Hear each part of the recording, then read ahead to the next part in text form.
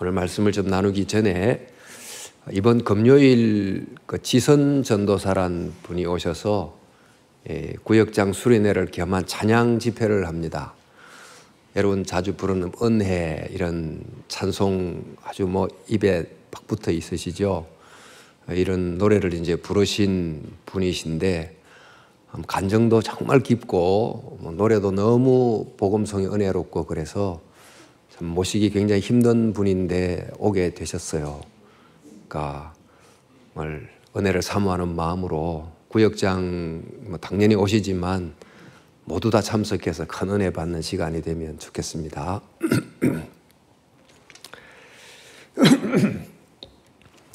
자, 우리 계속 사도신경 하고 있습니다.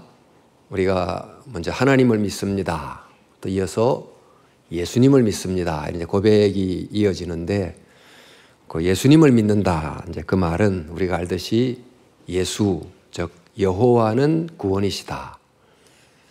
즉 창조하신 하나님, 세상과 인간을 사랑의 대상으로 창조하신 하나님이 이 타락한 세상과 인간을 버리지 않고 구원하신다. 근데 누구를 통해서? 예수를 통해서 구원하신다. 그 예수님이 곧 여호와의 구원을 이루는 분이시다. 이게 이제 우리 고백이 예수란 이름 속에 담겨 있습니다. 어떻게 해서 예수님은 여호와의 구원을 이루게 되셨나? 그것은 곧 독생자가 되심으로, 즉 하나님의 아들이 사람의 아들이 된 독특하고 유일한 아들이 되심으로 여호와의 구원이 이 세상에 이루게 됐습니다. 그런데 이제 그렇게 함으로 우리에게 이루어진 구원은 그 하나님의 아들이 사람의 아들, 또 그 중에 죄인 중에 하나가 됨으로 우리에게 이루신 구원은 죄인의 자리까지 내려간 사람의 아들들로 다시금 하나님의 아들들로 만드는 구원을 주신 것입니다. 이것을 이제 우리가 자주 사용하는 교리용어로 좀 바꾸어 말하면 우리가 칭의라고 하죠. 의롭게 됨. 그러니까 죄인이 의인이 됨인데 우리 구원을 법정용어로 말하자면 죄인이 의인이 된다고 할 수 있고 가족용어로 말하면 양자가 되는 것입니다. 사실 같은 뜻이긴 합니다만 우리가 이렇게 하나님의 자녀가 됐는데 이 자녀가 됐다는 것을 동양 종교에서처럼 어떤 신성을 가진 존재가 됐다 이런 의미가 아니고 우리는 여전히 피조물이지만 하나님을 닮은 피조물입니다. 그러니까 하나님을 닮아가는, 우리를 보면 하나님을 보게 해주는 만큼 영광스러운 위치로 올라간 피조물로 우리를 만들어 주신 것입니다. 이렇게 하나님의 자녀로 입양됐다면 그 다음에는 하나님의 자녀답게 실제적으로 변화되어 가야 되죠. 이런 변화의 과정을 성화라고 부르고 그리고 긴 과정을 거쳐서 마침내 하나님의 온전한 형상을 회복하게 될 때 그것을 영화라고 합니다. 이렇게 이제 하나님의 아들이 사람의 아들이 되심으로 우리에게 이런 구원을 베푸셨는데 그 하나님의 아들이 사람의 아들이 되셔서 구체적으로 무엇을 하셨기에 이런 여호와의 구원이 우리에게 임한 것입니까? 즉 사람의 아들로서 구체적으로 행하신 일들이 복음서에 다양하게 나와 있습니다. 가르치시고 전파하시고 고치시고 다양한 사례들이 있는데 이 사례들을 그저 예수님은 너무 귀하신 분이니까 개인으로서 자비를 베푸시고 좋은 일을 하셨다 이렇게 볼 것이 아닙니다. 바로 이런 일들은 예수님이 30세 어떤 순간부터 행하셨어요. 즉 예수님은 사적 개인으로 생긴 게 아니고 어떤 순간 이후로 공적 직위에서 행하셨어요. 이걸 이제 공생애라고 부릅니다. 예수님이 요한의 물세례를 받으시자 하늘에서 소리가 나기를 이는 내 사랑하는 아들이요 내 기뻐하는 자니 너희는 그의 말을 들어라 이런 말씀이 들렸습니다. 여기서 내 사랑하는 아들이다 이렇게 말했을 때 이 아들은 가정에서 아버지와 아들의 친한 어떤 친밀한 가족 관계 그런 의미보다 이제 세상을 창조하신 하나님이 이 세상을 구원하시려고 하는 그 아버지의 일을 이어 맡은 아들, 즉 아버지의 이 세상을 유지하고 보존하고 구원하는 그 아버지의 일을 대행하는 그 공적 직분을 가진 아들로 이제 일을 시작하게 됐다. 그러니 너는 그의 말을 들으라고 하는 것입니다. 바로 이런 이제 공적 직책을 가지고 일하게 된 그 공적 직책의 이름이 바로 그리스도입니다. 여러분, 예수 그리스도라고 하면 예수는 이름이고 그리스도는 성이다. 뭐 이렇게 생각하는 분이 뭐 초신자 중에 있습니다만은, 그러니까 예수는 사람의 이름이고 그리스도는 직책의 이름입니다. 예를 들어 홍길동 뭐 내무부 장관, 그러면 이제 홍길동이란 사람의 이름이 있고 내무부 장관이란 직책 이름이 있듯이 예수란 이름이 있고 그리스도란 직책 이름이 있는 것입니다. 이제 그리스도는 헬라어고 히브리어로 말하면 메시아인데 그 뜻이 기름 부음 받은 자이죠. 이 기름 부음 받은 자란 말은 이제 구약 시대 때 그 하나님의 백성을 그 백성답게 만들기 위한 공적 직책의 어떤 사람을 세울 때 올리브 기름을 그 머리에 부어서 세우기 때문에 기름 부음 받은 자라고 합니다. 우리도 어떤 입법, 행정, 사법부의 고위공직자가 취임할 때 국민을 위해서 일하세요 이런 의미로의 어떤 취임식을 하듯이 이른바 기름 부음으로 하나님이 당신을 세웠고 그 세운 뜻을 따라 잘 행하십시오. 이런 이제 의미로 기름 붓는 예식을 했고 그렇게 세워졌는데 이렇게 세움을 받은 공적 직책이 세 직책이 있었습니다. 그것이 바로 왕이 있고 제사장, 선지자. 왕, 제사장, 선지자라고 하는 세 직분을 세울 때마다 기름을 부어서 세웠습니다. 이제 그들에게 기름을 부어 즉 공적 직책에 연약한 인간들을 세운 이유가 뭡니까? 사실 우리나라도 여러 고위공직자들이 우리와 특별히 다른 사람은 아니잖아요. 기본적으로 비슷한 사람들이지만 중요한 직책의 사람을 세운 이유는 이 직책이 주는 이 권한을 가지고 그 나라의 백성을 잘 살게 하시오. 이런 의미로 이제 저 권한을 가진 직책에 세우는 것인데 말하자면 이 세 직분의 사람을 세우는 것은 그 왕이라고 하는 제사장, 선지자라고 하는 그 직책이 갖는 고유의 권한을 잘 행사해서 그 하나님의 백성으로 선택된 자들이 하나님의 백성답게 되도록 만들어가라. 이런 의미로 시대마다 왕을 세우고 제사장을 세우고 선지자를 기름 부어 세운 것입니다. 이렇게 이제 세움받은 사람들을 통해서 그 시대마다 적절한 여호와의 구원이 임했어요. 그들이 그나마 하나님의 백성다운 모습을 크게 잃어버리지 않고 그래도 하나님의 백성답게 이제 살아가게 됐습니다만 이제 그러나 그런 목적으로 세워진 이 세 직분들, 즉 메시아들이 어느 정도는 목적을 이루었지만 충분하지는 못했습니다. 예를 들어 다윗 같은 정말 상당히 괜찮은 왕이 있었는가 하면 솔로몬은 초기는 괜찮았지만 후기에 가면 정말 엉망이 돼버린 이런 이제 왕들도 있었고 아합 왕과 같은 아예 처음부터 막 이상한 왕도 있었습니다. 이처럼 기름 부음 받은 자들이 불완전하거나 또 아예 잘못되거나 그렇게 함으로 하나님의 백성들을 세우는 일이 온전히 이루어지지 못하거나 또는 방해를 받거나 그런 경우가 역사 속에 계속 일어나게 된 거죠. 또 이제 여호와의 구원이 제일 먼저 하나님이 은혜로 택한 백성들에게 임했고 그것이 최종 목표가 아닙니다. 그 여호와의 구원이 한 민족에게만 국한되지 않고 그 민족을 통하여 온 세계 사람들에게 여호와의 구원이 임하게 하는 것이 하나님의 목적인데 이렇게 하려면 정말 그리스도가 필요해요. 근데 어떤 그리스도?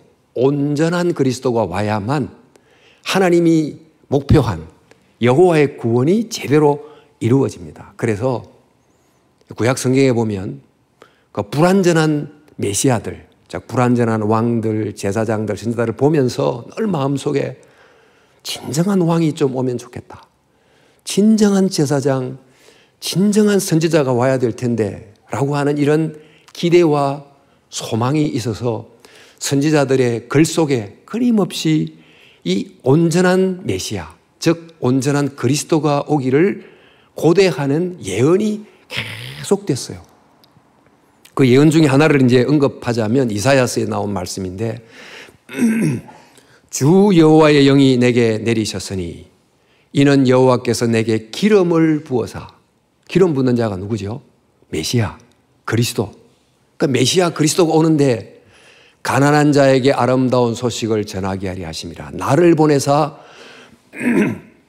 마음이 상한 자를 고치며 포로된 자에게 자유를, 갇힌 자에게 노임을 선포하며. 기름 부음 받은 자 그리스도가 오는데 온전한 그리스도가 와서 아름다운 소식을 전하는 선지자가 될 것이고, 마음이 상한 자를 고치는 제사장이 될 것이고, 포로된 자에게 자유를 주는 왕이 될 것이다. 그런 진짜 메시아를 기대하고 있었던 것입니다. 그런 기대를 가지고 살았던 사람들이 많은 중에, 그 중에 이제 한 명의 입속에서 예수님을 향하여 이런 고백을 합니다. 시몬 베드로가 예수님에게는 고백하죠. 주는 그리스도시요 살아계신 하나님의 아들이십니다. 그러니까 주란 말은 이제 예수님을 높이는 말이죠. 당신께서는 바로 그리스도입니다. 하나님의 아들입니다. 이렇게 이제 고백을 하게 된 것입니다. 즉 예수님이 누구란 말이죠? 예수님은 바로 사람의 아들이 되신 하나님의 아들이실 뿐만 아니고 사람의 아들로서 이 땅에서 왕과 제사장과 선지자라고 하는 이 직분을 온전히 감당하신 바로 그 그리스도가 되셨다는 거예요. 이거 불완전한 그리스도가 아닌 정말 이 직임을 제대로 온전히 감당하신 바로 그 그리스도가 예수 당신입니다. 이렇게 이제 고백을 한 거죠. 실제로 어떻게 예수님은 바로 이 그리스도라는 이 삼중의 직을 제대로 감당하셨을까? 이제 복음서를 한 장 한 장 보면 그 속에 정말 어떻게 예수님이야말로 이 직을 제대로 감당했는지를 우리가 발견하게 됩니다만은 그 중에 하나 예수님은 선지자 직을 제대로 감당하셨어요. 인간의 근본적 문제 중에 하나가 영적인 무지입니다. 즉 하나님과 또 인간 자신을 제대로 모르는 무지. 자, 그러다 보니까 인간으로 사는데 왜 사는지, 뭘 위해 사는지를 잘 모르는, 그러니까 영적 존재로서의 그 본래의 모습을 상실하고 살아가고, 이것 때문에 수많은 인간의 문제가 생긴다고 볼 수 있습니다. 칼빈이 하나님을 알아야 인간을 안다, 인간을 알아야 하나님을 안다, 두 지식이 서로 결합되어 있다, 이런 말을 했습니다만, 사실 우리가 하나님을 제대로 모르다 보니까 인간이 누군지를 잘 모르고, 그래서 때로는 뭐 인간을 뭐 어떤 물리 화학적 기계로까지 말하는 세상 속에서 우리가 살아가게 됐는데, 바로 이 영적 무지를 해결해 주는 진정한 선지자가 필요한 것입니다. 그러니까 성경에 나타난 제일 첫 번째 선지자가 누굴까요? 그가 바로 모세입니다. 모세를 통해서 하나님이 하나님의 율법을 제대로 가르쳐 줬는데 그 내용이 바로 모세 오경이지요. 하지만 그는 여전히 참 부분적이고 제한된 선지자였고, 그 이후로 선지자들이 계속 이제 등장을 해서 하나님의 말씀을 전했습니다. 그래서 그들이 여호와께서 말씀하시되, 그러면서 하나님의 말씀을 받아 전하는 대언자 역할을 했습니다. 하지만은 이제 그런 선지자들로 온전히 아버지 하나님이 누군지를 드러내지 못했기 때문에 하나님은 이 모세와 같은, 그러나 모세를 능가하는 참 선지자가 오게 될 것을 모세의 입을 통해서 이야기를 해 주셨어요. 신명기 말씀에 내가 그 하나님입니다. 그들의 형제 중에 너와 같은 모세와 같은 선지자 하나를 그들을 위하여 일으키고 나의 말을 여호와의 말을 그의 입에 두리니 내가 그에게 행하는 명령하는 것을 그가 무리에게 다 말하리라. 그러니까 그 한 모세와 같은 그러나 모세를 능가하는 선지자가 올 것이다 라고 이제 예언을 했습니다. 그런데 드디어 그분이 이제 오셨는데 어떻게 오셨는가 하면 그저 여호와의 말씀을 더 잘 대언하는 선지자가 아니고 아예 하나님 아버지를 보여주는 선지자로 오셨어요. 그러니까 이제 히브리서 말씀에 이렇게 나와 있습니다. 옛적의 선지자들을 통하여 여러 부분과 여러 모양으로 우리에게 말씀하신 하나님이 이 모든 날 마지막에 아들을 통하여 우리에게 말씀하셨다. 즉 아들이라고 하는 모습으로 나타남을 통하여 보여줌으로 말씀하셨다는 것입니다. 그래서 모든 선지자들은 여호와께서 말씀하시되 그러면서 여호와의 말씀을 전달하는 전달자였지만 예수님은 여호와께서 말씀하시되 그렇게 안 해가지고 내가 너희에게 말하노니 그러니까 자기 자신이 여호와의 권위를 가진 자처럼 이야기를 해요. 또 예수님 말씀하시되 진실로 진실로 내가 너희에게 이르노니 하면서 자기가 하나님의 권위자로서 하나님의 권세를 가진 자로 말한다고 우리에게 말씀을 전해 주셨습니다. 그리고 이 선지자는 마치 이제 커튼 뒤에 있는 그 한 분을 잠시 보고는 그분의 모습을 입으로 인간의 언어로 설명해 주는 정도가 아니고 아예 커튼 뒤에 계신 분이 커튼을 확 젖히고는 자기를 보여주는 것처럼 하나님이 육신이 되어 자기를 보여주는 그런 선지자가 되신 거예요. 그래서 이 세상에 하나님에 관해서 인간에 대해서 말하는 사람들이 많지만 예수님을 떠나서 하나님과 인간에서 정확하게 바르게 말해주는 분은 없다는 것입니다. 그러니까 예수님은 우리에게 이런 인간의 근원적인 영적 무지를 해결해 주심으로 여호와의 구원이 임하게 하신 그 선지자 그리스도입니다 라고 우리가 고백하는 거예요. 또 예수님은 제사장직을 온전히 감당하신 그리스도였어요. 인간의 또 다른 문제는 죄라고 하는 문제입니다. 이 죄의 문제가 우리에게 얼마나 심각한 문제입니까? 근데 이제 죄 용서를 위해서 제사장들이 제사를 드립니다만은 이 제사를 드리는 인간 제사장들 자신도 죄인이다 보니까 자기를 위해서 제물을 바쳐서 먼저 자기를 속죄한 다음에 남을 위해서 제물을 바쳐 제사를 드립니다. 그리고 이제 제사를 드릴 때 바치는 제물이 주로 양과 소와 같은 짐승 제물을 바치다 보니까 이 제물의 유효기간이랄까요? 유효성이 단회적이라서 지속되지 못해요. 이 사람을 위해서 양을 드렸으면 그거로 이제 효력이 끝났어요. 다른 사람을 위해서는 또 다른 양을 계속 드려야 되는 그런 제사였습니다. 근데 예수님은 제사장이신데 자기를 위하여 제사를 드릴 필요가 없는 죄가 없으신 제사장이십니다. 뿐만 아니고 예수님은 동물을 가지고 제물로 드리는 제사장이 아니고 고귀하신 하나님의 아들이신 자기를 제물로 드린 제사장입니다. 그러니까 자기를 제물로 삼아 십자가란 제단 위에서 제물로 드림으로 이 한 번의 제사가 영구한 효력을 가진 제사가 된 거예요.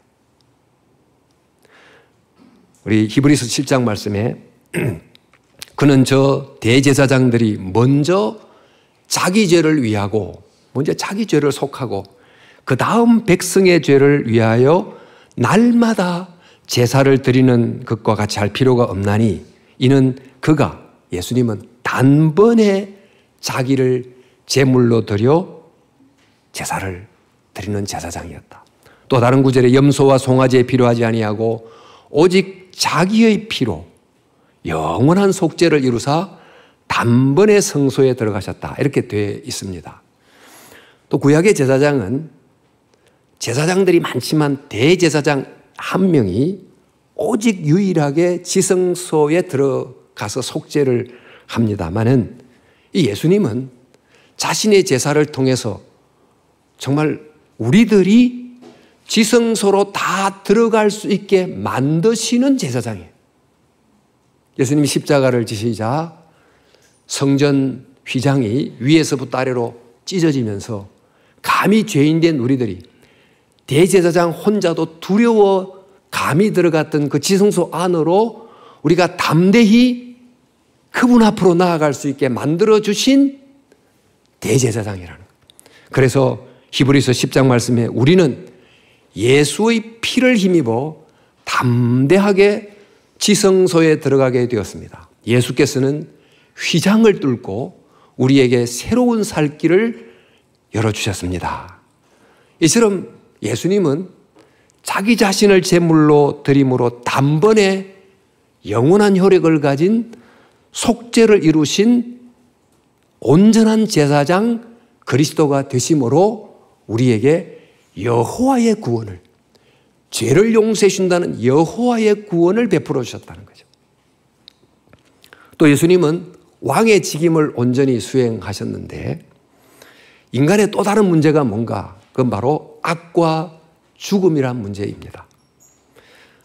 우리 세상에 악한 사람들이 있다는 것도 문제지만 사실 진짜 문제는 소위 선하다고 하는 사람들 속에도 악이 있다는 거예요.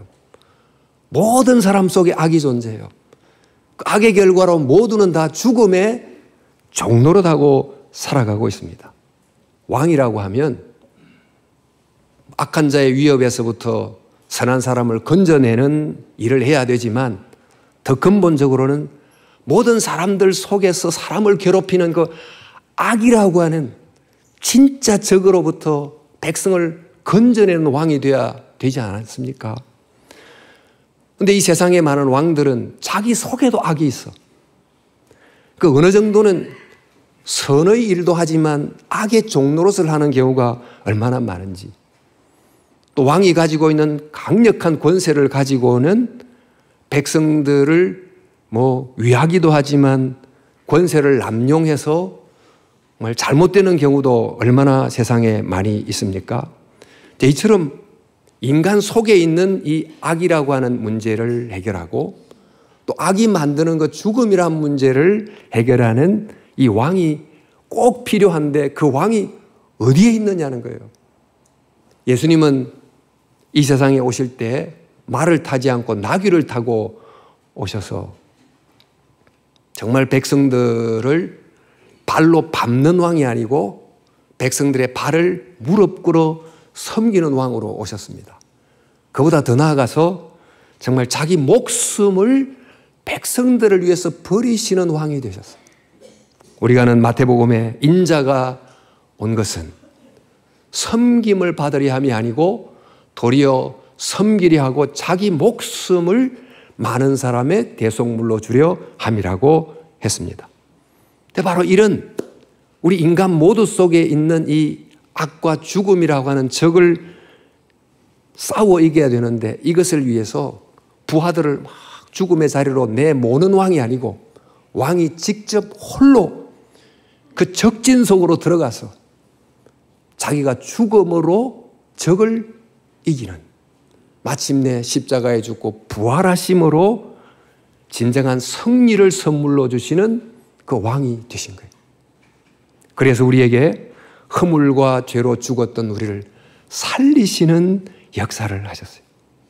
이 세상에 바로 이러한 왕의 직을 온전히 수행하신 분이 예수님이다. 예수님이 이렇게 이 왕직을 잘 수행함으로 우리에게 여호와의 구원을 베푸셨다. 자, 이것을 우리 이제 고백하는 거예요. 예수는 그리스도하다. 이런 이제 고백 속에는 바로 예수님께서 그리스도라고 하는 직임을 감당함으로 우리에게 놀라운 여호와의 구원을 가져다 주셨는데 이렇게 주신 그 구원이 뭔가?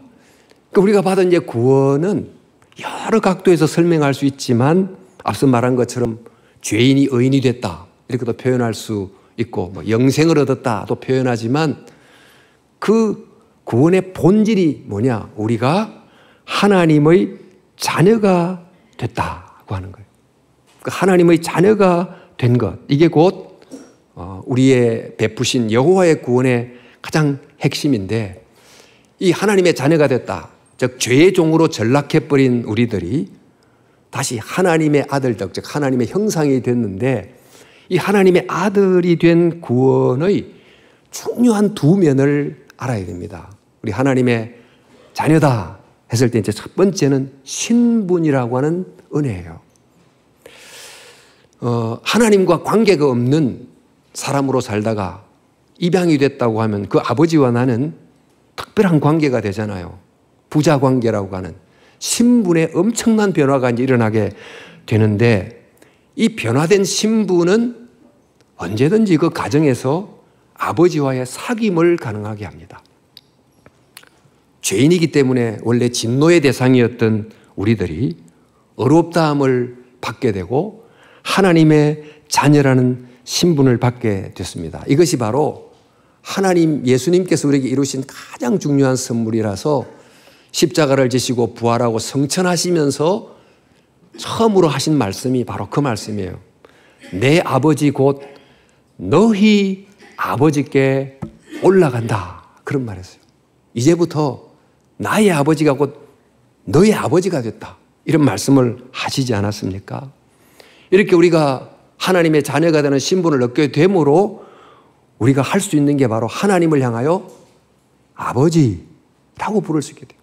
아니, 어느 종교에서도 신이여 하든지 두려워하는 존재로 떨면서 어떤 나아가지만 하나님을 향하여 그것도 아빠, 아버지라고 부를 수 있습니까? 근데 뭐라고 합니까? 너희는 아들이므로 하나님이 그 아들의 영을 우리 마음 가운데 보내사 어떻게 해요? 아빠, 아버지라고 부를 수 있게 했다는 거예요. 그러니까 하나님을 아빠, 아바, 아버지라고 이제 부르게 되면서 하나님과의 사귐을 갖게 됐다. 그래서 이 내용을 요한 1서가 좀 길게 설명을 해주고 있는데 조금 길지만 한번 보자면 이렇게 되어 있어요. 태초부터 있는 생명의 말씀, 성자지요, 독생하신 성자에 관해서는 우리가 들은 바요, 눈으로 본 바요, 자세히 보고 우리 손으로 만진 바라. 이 생명이 나타난 바 된지라.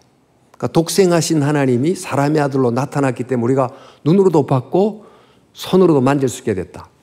이 영원한 생명을 우리가 보았고 정언하여 너에게 이르노니 이는 아버지와 함께 계시다가 우리에게 나타난 바 되신 이시나 우리가 보고 들은 바를 너에게 전함은 너희로 우리와 사귐 있게 하리 함이니 우리의 사귐은 아버지와 그 아들 예수 그리스도와 더불어 누리는 사귐이다, 이렇게 되어 있어요. 우리가 이렇게 자녀가 됨으로 감히 아버지 하나님과의 사귐을 가질 수 있게 됐다. 이것이 예수님이 그리스도가 되심으로 우리에게 주신 놀라운 구원의 내용이에요. 우리는 하나님의 자녀라는 신분과 그로 인한 사귐이 가능하게 된 축복, 이걸 이제 구원의 은혜로 받게 된 거죠. 자, 우리가 이제 하나님의 자녀가 됐는데 이것은 신분이기도 하지만 또한 직분이기도 해요. 그러니까 하나님의 아들이 됐다는 말은 그러니까 가정에서 아버지와 교제하는 아들이 됐다, 그런 의미도 있지만 아버지의 일을 이어받아 행하는 자가 됐다, 그런 뜻도 함께 가지고 있습니다. 그래서 우리 두 구절을 한번 보면 무릇 하나님의 영으로 인도함을 받는 사람은 곧 하나님의 아들이라.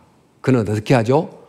양자형을 받아 아빠, 아버지라고 부른다. 그런데 그가 자녀이면 또한 상속자 곧 하나님의 상속자요 그리스도와 함께한 상속자니 우리가 그와 함께 영광을 받기 위해서 고난도 함께 받아야 되느니라. 우리는 자녀입니다. 그런데 그 자녀 중에 하나가 상속자가 돼서 이 땅에 있는 동안 그 아버지의 일을 감당하기 위해서 때로는 고난이 있어도 그 일을 고난 중에서도 감당하는 자가 됐다, 이런 뜻이에요. 또 다른 구절 한번 볼까요? 너희가 아들이므로 아빠, 아버지라고 부르게 하셨다. 그러므로 내가 이후로는 종이 아니요 아들이니 아들이면 하나님으로 말미암아 유업을 받을 자다, 이렇게 되어 있는데 이 유업이라는 것이 우리는 아버지가 엄청난 재산을 갖고 있는데 아들이면 그냥 그 재산을 받는다, 이런 쪽 의미가 아니고, 아버지가 이 세상을 창조하시고 이 세상을 보존하고 유지하고 구원하기 위한 그 아버지의 일을 계승해서 아들로서 그 나의 일이 아버지의 일인 것처럼 생각해서 그 일을 감당한다, 이런 뜻이에요. 즉 아버지의 이 세계 경영에 아들이 함께 참여하여 함께 일하는 직분을 맡게 됐다, 이런 뜻이라고 할 수 있습니다. 예수님도 하나님의 아들로서 어느 누구와 비교할 수 없는 아버지와의 깊은 친교를 가지셨죠. 그뿐만 아니고 또 하나님의 아들로서 주님께서 말씀하시기를 나는 아버지의 일을 하러 왔다, 그렇게 말씀하십니다. 요한복음에 예수께서 그들에게 이르되 내 아버지께서 이제까지 일하시니, 하나님 아버지께서 이 창조된 세계를 구원하기 위하여 지금까지 일하고 계시는데 나도 하나님의 아들로서 그 아버지의 일을 이어 이 땅에 와서 일하고 있다, 이런 이야기를 하신 것입니다. 그래서 우리도 이제 이처럼 하나님의 자녀가 됐다는 말은 한편 하나님의 자녀로서 아버지와의 사귐을 갖게 됐다, 이런 말과 함께 아버지의 일, 즉 이 세상을 유지하고 구원하게 하는 그 아버지의 일에 함께하는 참여자가 됐다, 상속자가 됐다, 이런 의미입니다.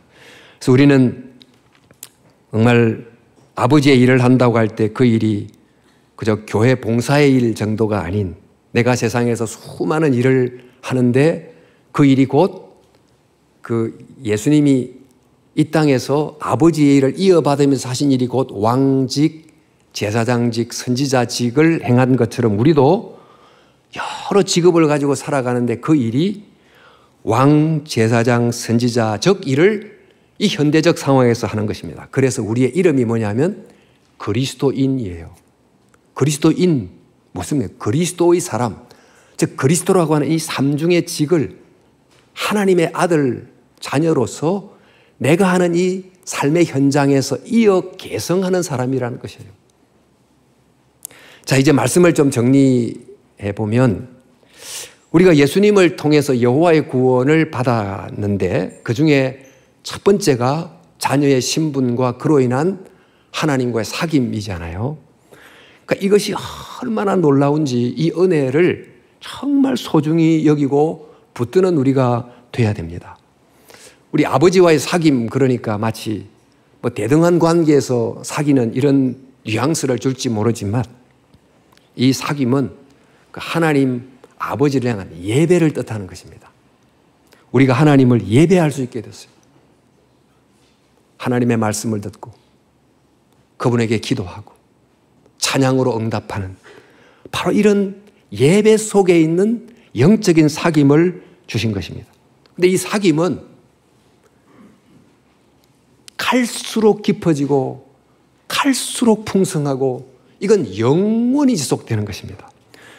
바로 이 예배는 그저 단순한 공적 예배, 이런 예배 현장만이 아니라 모든 삶 속에서 우리가 믿는 그분을 깊이 알아가는 은혜 속으로 들어간다는 거죠.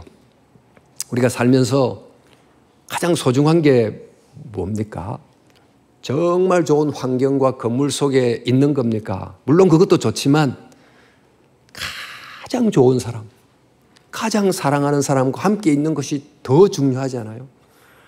그 가장 사랑하는 사람과 함께 있으면 초막도 천국으로 화하도다, 이렇게 하는 것처럼 바로 그분과 함께 있으면 그 자체가 최고의 행복이지요. 그러니까 이런 가장 좋은 분과 함께 있는 사귐이 얼마나 좋은가 하는 것은 우리가 젊을 때 막 사랑에 홀딱 빠져서 연애할 때 생각해 보면 조금 이해가 되실 겁니다. 그런데 이 하나님과의 사귐은 그것보다 훨씬 놀라워서 잠시 그 사귐을 조금 경험해도 이 사귐이 얼마나 놀라운지 그 순간이 영원히 남습니다. 야곱이 광야에서 돌을 베고 자다가 잠시 환상 중에 눈을 뜨니까 사닥다리가 하늘로부터 내려와서 야곱을 만나는 이런 아주 찰나적인 순간을 경험했는데 이 순간이 너무너무 황홀하고 놀라운 거였지 않습니까? 제자들이 헐몬산 변화산에 올라가서 잠시 예수님의 변화된 모습을 보고 그 순간에 참여했는데 이게 얼마나 좋은지 지금까지 살았던 모든 생을 다 버려버리고 이곳이 너무 좋으니 이곳에 천막을 짓고 영원히 살고 싶습니다. 이렇게 고백을 하지 않습니까? 사도 바울이 삼청천에 올라가서 잠시 예수님을 만났는데 그 순간을 보니까 지금까지 살았던 자기가 뭐 많이 배우고 뭐 바리새인이고 등등 다 그런 것들이 부질없을 정도로 너무너무 놀라워서 내게 만약 사는 것과 죽는 것 중에 하나를 택하라고 하면 나는 차라리 주와 함께 있는 걸 택하겠다고 말할 정도로 그 짧은 하나님과의 사귐의 순간이 너무너무 질이 높고 고귀한 순간인 거예요. 우리도 이제 가끔 말씀을 읽다가 은혜를 받아서 기도를 하다 보면 아주 짧게 기도했다 싶은데 눈 뜨면 1시간 지나고 2시간 지나고 이런 경험을 가끔 합니다. 그만큼 이런 하나님과의 사귐이 귀해서 우리 찬송가 가사처럼 세상과 나는 간 곳 없고 오직 주만 보이도다. 이런 시간이 있는데 이게 바로 구원으로 주신 그 신분과 그로 인한 사귐과 예배의 은혜인 것입니다. 그래서 여러분 우리가 예수는 그리스도 이렇게 고백할 때마다 그 그리스도로 주신 이 놀라운 이 하나님과의 사귐을 더 붙들고 살아가야 됩니다. 우리가 이제 예배를 매주 드립니다만은 요즘에는 아이고 예배를 드리는데 요즘 바빠서 그냥 예배 나가줍니다. 제가 워낙 시간이 없지만 짬을 내서 한번 예배 참석해 드리죠. 뭐 진짜 정말 무례한 말이 아닙니까? 예배에 올 자격도 없는 우리들이 죄인인 우리들을 하나님이 이 영광스러운 자리로 초청해 주신 거예요. 나 같은 자를 아무런 자격도 없는 우리를 이 거룩한 자리에 초청해 주셨으니 정말 하나님을 만나는 것을 우선적인 가치로 삼고 다른 약속을 제끼더라도 아버지 만나는 일에 최선을 다하고 그분 앞에 나오고 예배하고 이렇게 해야 된다는 거예요. 바로 이런 하나님과의 사귐이 있어야 비로소 하나님의 자녀로 신분이 바뀐 우리들이 실제적으로 하나님의 아들답게 바뀌는 거예요. 이름만 하나님의 자녀지 만나보니까 속은 전혀 바뀐 게 없어. 표정도 말투도 인격도 내면도 이러면 되겠습니까? 어떻게 실제적인 변화가 옵니까? 예배를 통해서 기도를 통해서 꾸준히 그분을 바라보고 그분과의 사귐이 있을 때에만 비로소 실제적인 변화가 있게 되고 그럴 때 하나님이 보이는 거죠. 영광을 받으시는 거죠. 또 예수를 믿는다고 하는 것은 우리가 하나님의 자녀로서 하는 이 일, 그 일의 의미를 재발견하는 것입니다. 우리는 다 무엇을 하면서 살아갑니다. 그 일 자체가 다 귀하고 가치 있는 일이긴 하지만 사실 왜 일합니까? 그 일의 목적이 그저 살기 위해서 일하죠. 또 조금 이제 어느 정도 되면 더 잘 살기 위해서, 더 즐기기 위해서, 먹고 살기 위해서. 그런데 그게 내가 하는 일의 의미의 전부라고 하면 참 얼마나 허무합니까? 조금 더 즐기면 얼마만큼 더 즐기겠습니까? 좀 더 편하면 얼마만큼 더 편하자는 겁니까? 우리가 하나님의 자녀로 산다고 하는 것은 이 땅에서 우리가 하는 일들이 하나님의 일을 계승하는 것이다. 하나님이 세상을 창조하시고 구원하는 바로 그 아버지의 일을 내가 이어가는 것이다 라고 생각하며 살아가는 거예요. 바로 그 일이 곧 그리스도라고 하는 삼중직 중에 하나를 내가 일상 속에 이어받는 것인데, 예를 들면 이렇게 해봅시다. 내가 하나님의 말씀을 읽는데 그냥 읽지 않고 정말 마음을 다 읽다 보니까 말씀이 막 깨달아져요. 그러면 내가 나에게 선지자 역할을 한 거예요. 또 내가 하나님의 말씀의 은혜를 받아서 그 간증을 이웃에게 나누자 이웃이 주님께로 오게 됐다면 내가 그 사람에게 선지자 역할을 한 것입니다. 부모가 자녀에게 신앙을 잘 가르쳐서 자녀가 믿음의 자녀가 됐다면 부모가 가정에서 자녀에게 선지자 역할을 한 것입니다. 구역에 서로 모여가지고 은혜를 나눕니다. 그러다 보면 그분 이야기를 듣고 내가 은혜 받고 내 이야기를 듣고 다른 분이 은혜를 받고 이렇게 되는데 서로가 구역 안에서 서로에게 선지자 역할을 하게 된 것입니다.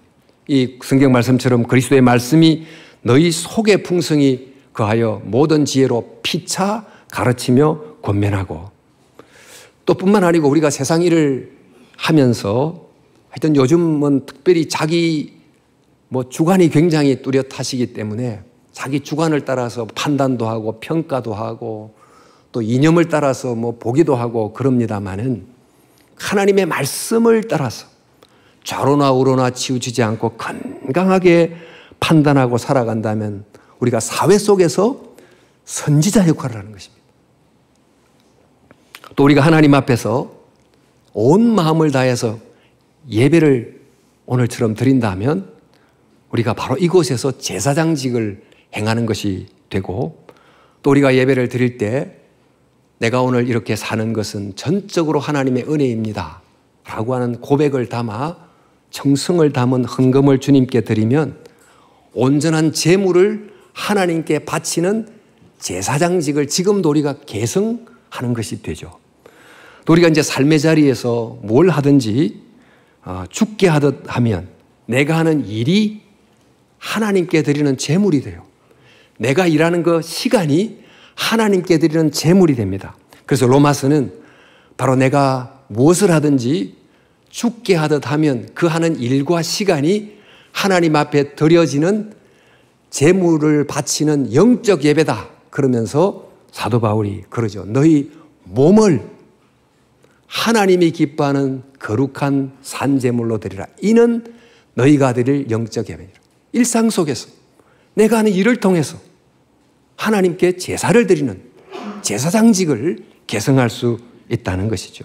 또 무엇을 하든지 하나님의 나라가 오게 한다는 의미로 일을 한다면 나는 하나님의 세계 통치에 참여하는 거고 하나님의 세계 경영에 참석하는 것이라고 볼 수 있습니다.